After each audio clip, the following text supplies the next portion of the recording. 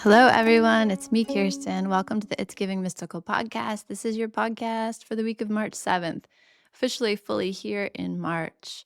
March is always Empress energy number 3, the energy of abundance, creation. You can feel it every year, and you're like, what?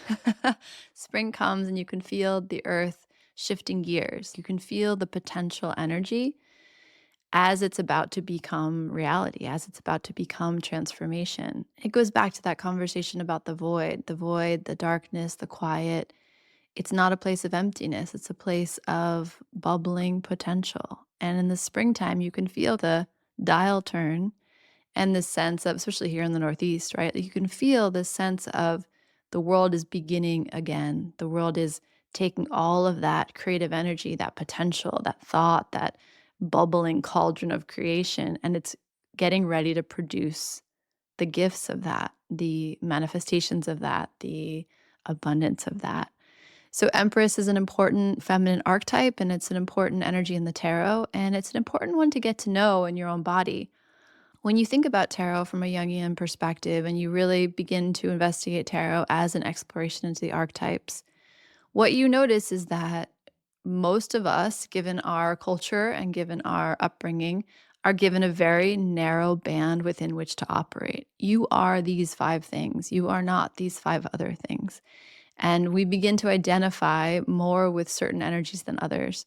One of the beauties of the tarot is that when you take a card like Empress, you could study the Empress, you could investigate the Empress, you could be in dialogue with the Empress for a year and not get bored. There's something really interesting and exciting about taking the feminine archetypes, in my case, but really all the archetypes, all of the energies present, all 78 gifts, and spending time understanding how they impact your nervous system. How do they interact with the stories you tell about what's possible, about who you are, about what the world is like? And the Empress is a good one. The Empress is an interesting one because, like I was saying, in Jungian archetypal work, there's a sense in your mind of the archetypal, the perfect, the ideal, the imaginary table, right? So it's like, okay, there's the sense of table. And it might take on lots of different shapes, but you're kind of comparing all things to this idea of table. And that's a good neutral one. But when I begin to introduce the idea of Empress, the idea of mother, the idea of virgin, the idea of priestess, all of a sudden it's not so neutral, is it? Mother's a great example. The Empress, where is she in relation to your body? Like, are you fully embodied in your Empress energy? Is that something that's for other women, other people? Is that something that exists far away from you? Is it something that exists close to you? It's such an interesting investigation. And mostly it's interesting because it helps us access more of ourselves. And that will be, like, put it on my tombstone. Like, my dream, my purpose, my calling is, can I help myself and other women in particular expand what's possible in their own nervous system, expand the space they're allowed to take up, the energies they're allowed to work with, the woman they're allowed to become. Like, that really matters to me. That's really exciting to me. And so the Empress always feels like the beginning of the year. High Priestess, we have our own investigation with her, and she's lovely too. But the Empress, there's an exuberance to her that kind of begs for you to play with her. The Priestess, High Priestess, kind of begs for you to get quiet with her. The Empress is like, no, no, no, no, come out into the woods with me. Let's get weird. And I love that energy. So wherever the Empress lives for you, whatever she's like for you, how is she different than Queen energy, right? How is she the same or different than Queen energy? How is that the same or different than Sovereign energy? So there's just like a lot of things to play with in this. And then you add the 9-year and you bring us to Hangman. So we had a little bit of a Hangman flavor taste last month, but that's going to be with us. How does reversal and abundance, what do those two things mean when they come together? What does it mean for your perspective to shift around creation? Like, we take these 2 cards and we ask them to dialogue with each other, and then we dialogue with them. And we investigate, we get curious, we explore what opens up. So that's just something to offer you in the beginning of this month. I hope you take it. I hope you play with it. Choose the word that comes to you when you sit with the Empress card, and then choose the word that comes to you when you sit with the Hangman card, and then journal and play and like cross-reference and let them investigate and inform and activate each other and see where that takes you. I can't say enough about this idea of watching what the world is bringing to you. I said to you guys last week, I was thinking about this idea of momentum. It's really on my heart and in my mind. There's something that my soul, my spirit, my energy is trying to work out in this realm of momentum. I'm doing some interesting shadow work discovery, mostly to help inform my teachings. The word that came up was telos, which is the Greek word for trajectory, right? It's the direction. It's where are we headed? And then I picked up this book, Atomic Habits. Maybe you guys have read it. It was one of those books, I'm so judgy, that I was like, that's a kind of a silly business book. But for some reason, I was called to open it up and look at it. And I was like, oh, yeah, I needed to hear this. And he talks so much about how your daily habits add up to a trajectory. Like you are building the future you by the choices you're making today. So in my world, it's like, okay, momentum, Empress energy, springtime, telos, trajectory. What am I trying to like work out about movement? And where is that happening in your life? Like maybe you're with me, maybe we're all on this momentum and trajectory riff, right? But maybe it's different. And I invite you to open up your awareness to what keeps showing up. Like, what are the key words? What are the concepts? What are the phrases that are just kind of bubbling up in my field that the world keeps bringing into my awareness, into my attention? And what do they want from me? What would they have of me? Right? There's something really interesting about that co-creative energy, that the way momentum, when you start to get curious about certain things, how the answers come maybe in unexpected packages, but the answers always come. I want to remind you of that and give you permission to hear them, even if they come in ways that you didn't see coming.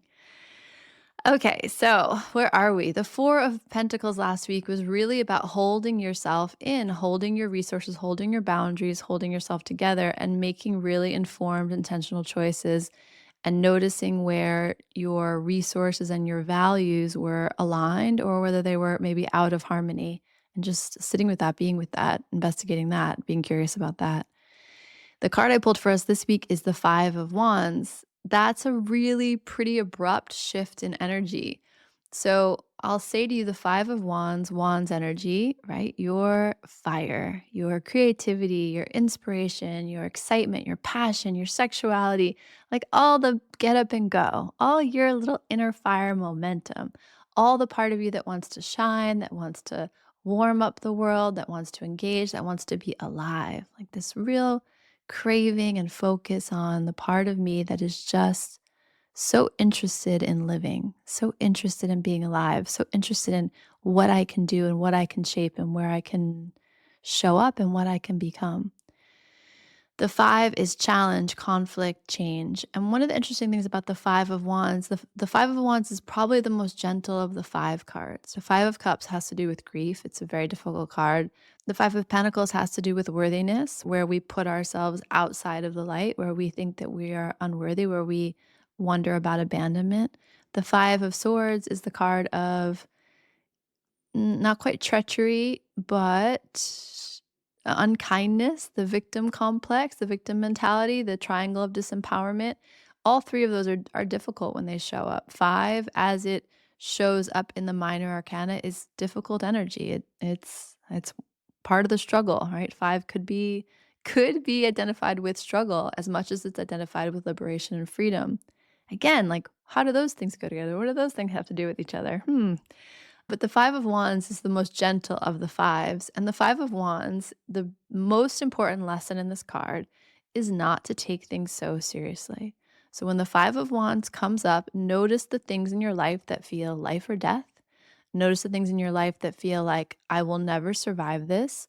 Notice the things in your life that feel like a real challenge to who you are, to your safety, to your security, to your sense of self, to your own spark. Who's trying to smother you out?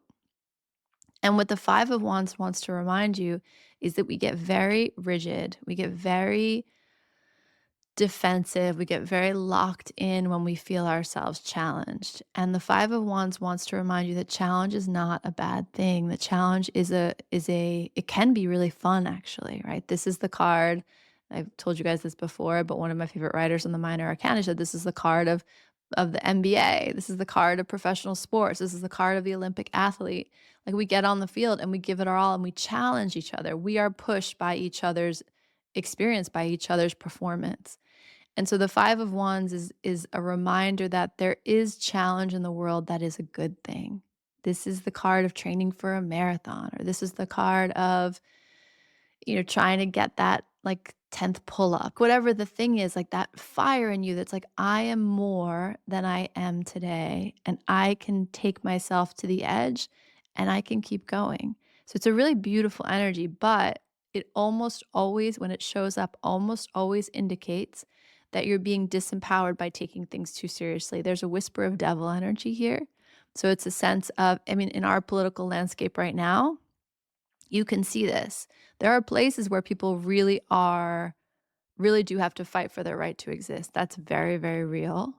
And there are also places where the rhetoric and the dialogue and the chaos feels like it's life or death. And I had a girlfriend send me something that she was so upset about, and she had a right to be upset about it, but underneath the noise about it, there was no authority. And it reminded me, I put this thing on TikTok and Instagram, that thing that happened in the Office, the Oval Olive, the Oval Office. There really is an interesting thing. Did you get confused because there were so many loud men in that room that was that performance, that display of noise was not the same thing as power. It's just not.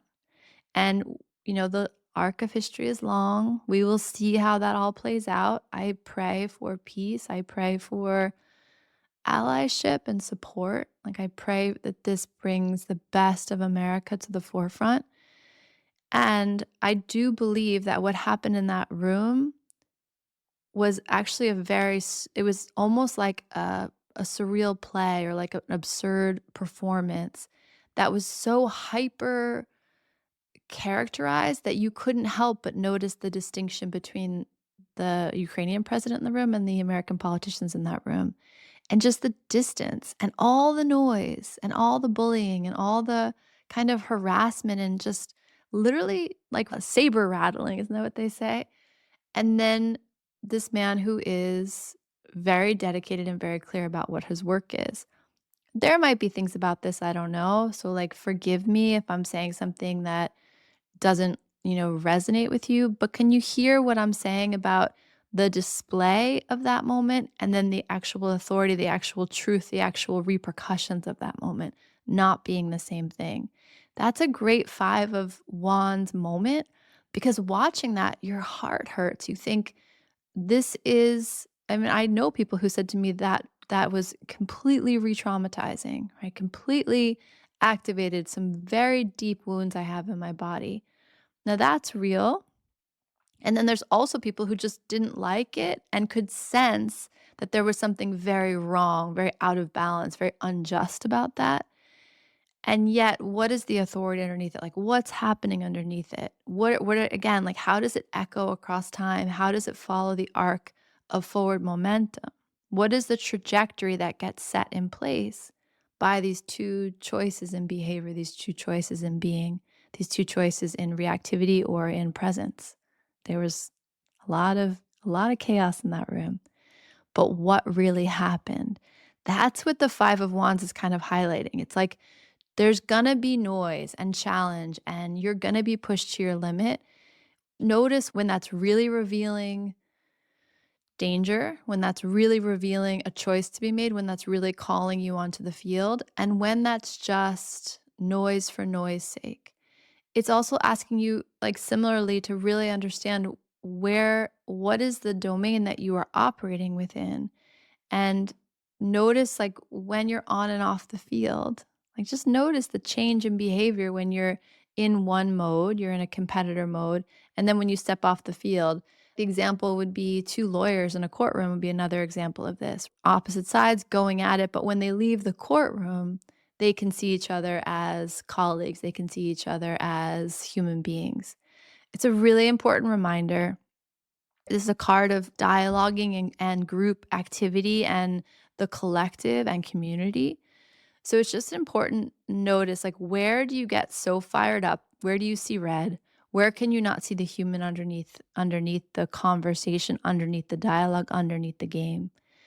And don't let yourself be disempowered by that. So Sometimes we want clean competition. Sometimes we want to play and be challenged. Sometimes we think that something is much more serious than it really is. And sometimes we need to fight for our rights. Like sometimes it is serious. Sometimes our rights are being impacted and we need to stand up, or rights of people that we feel called to protect are being impacted. And we need to stand up and have that fire, have that fight. But really, really, really important to remember this is just a moment. Even the most intense interactions, it's just a moment. Don't lose the forest for the trees. There's something about this where it's like you just kind of get caught up in something. And the 5 of Wands would always encourage you to just take it a little less seriously. Like when you find yourself really in that heightened state, what do you need to do to bring it back down? How do you need to drop back into your body? There's a lot of fire in the 5 of Wands, which again can be playful and fun and exciting and sexy. And there's a lot of fire in the 5 of Wands. So there's also a call to ground, settle for a moment, counterbalance, set yourself up to really see things from different perspectives, which brings our Hangman energy. When we have a Hangman environment and we have an Empress environment and we get the 5 of Wands, we're kind of thinking about, okay, how could I look at this differently? How could this be an opportunity for growth? Where does this thing that feels like it's do or die really just a tunnel, really just a challenge, really just a portal into something new? That's really where the 5 of Wands is shining. 5 of Swords is the game. It means there's like winners and losers and life is tough. The 5 of Wands is a game. And so we just want to kind of distinguish the sense of seriousness, the sense of needing to really cut each other versus what are we trying to work out together as a community. And really, it really behooves you in a 5 of Wands week to remember your own humanity, your own heart. Remember the basic lesson that even the things you do that seem kind of crazy, they spring from some need. There's some intention, something you're trying to get met there that's actually positive, that's actually meant to sustain you. You might not always behave the right way, but the intention is pure. And this is the hard part, the same is true for all other people. The same is true for all other people. People behave in crazy ways, but underneath it, we really are young and tender and afraid and vulnerable. And we really are trying to protect that truth. So 5 of Wands, just remember to keep it light. Don't get yourself into lockdown, drag out fights. Move your body. So sex is great. Physical exertion is great. Competition is great. Being out in nature, hiking is great. You really want to think about moving the energy through your body. And this came up, this week as well. One woman asked me, "What do I do when I feel really frozen?" I really want to remind you that freeze is totally normal and also not in your best interest. And so when you feel yourself in that frozen place, really be clear, what do you need to get back to groundedness? What do you need to get back to full breath? And usually there's when it's freeze, it's an overwhelm, and forcing ourselves to move when we're ready is sometimes we have to curl up and collapse, and that's fair. But when we feel that kind of tip over into indulgence or tip over into a real kind of codified freeze, we want to almost force ourselves to move. We want to force ourselves to take a walk, to do some yoga, to do some stretching, to dance, to listen to some music, to garden. We want to create. We want to kind of force ourselves to move past the freeze into some type of creativity, some type of motion. So I hope that helps you navigate this week ahead. And I send lots of love. Everything to really report. Working on the membership community. I hope you'll join me there. We'll be doing things like exploring the energy of the Empress and how it lives in our bodies and how we can kind of open up to her or soften or work with any shadow that arises when we think of the Empress. And shaman school's on the agenda. And yeah, a couple other little things, but that's it for now. Sending you so much love and really helping you, hoping and helping and hoping and helping and honoring that we can be a little lighter with the things that challenge us this week. We can hold it all a little more lightly this week, and that will serve you and it will probably serve every other member of your community. All the best to you and happy March, and I'll talk to you later. Bye.